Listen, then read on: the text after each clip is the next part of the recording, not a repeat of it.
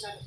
অনেকের আছে যেমন জীবনদায়ী ওষুধ খেতে হয়, অনেকের আছে আমাদের মেয়েদের কারো রেডিয়েশন চলছে, কারো কেমো চলছে, অনেকে জীবনদায়ী ওষুধ খায়, যাদের সুগার, প্রেশার, থাইরয়েড এগুলো আছে, এগুলো সবই জীবনদায়ী ওষুধ এবং ওষুধের দাম হয়, সেগুলোও আমাদেরকে খেতে হয় বেঁচে থাকতে, নিজের সন্তানের তাগিদে। আমরা আমাদের সেন্টার চালাতে আমাদের অনারিয়ামের থেকে টাকা বেরিয়ে যাচ্ছে, যে আমাদেরকে সেন্টারটা চালাতে হবে।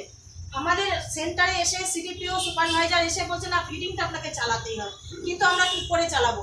প্রতিনিয়ত বলতে গেলে তাদের কাছে কোনো উত্তর নেই। তারা ডেপুটেশন নিচ্ছে, ডেপুটেশন আমরা উপরে পাঠিয়ে দেবো, কিন্তু তাদের কাছে কোনো উত্তর নেই। আমরা চাইছি এর একটা সুরাহা হোক, আমাদের সাম্মানিকটা বাড়ুক, যে সাম্মানিকটা পেলে পরে একটা মানুষ খুব সচ্ছলভাবে বাঁচতে পারে, একটা পরিবার যাতে খুব সুন্দরভাবে বাঁচতে পারে। আমি বলছি না আমরা রোজ দিন মাংস ভাত খাবো, কিন্তু যাতে আমরা আমাদের সন্তানকে নিয়ে যে বাচ্চাদের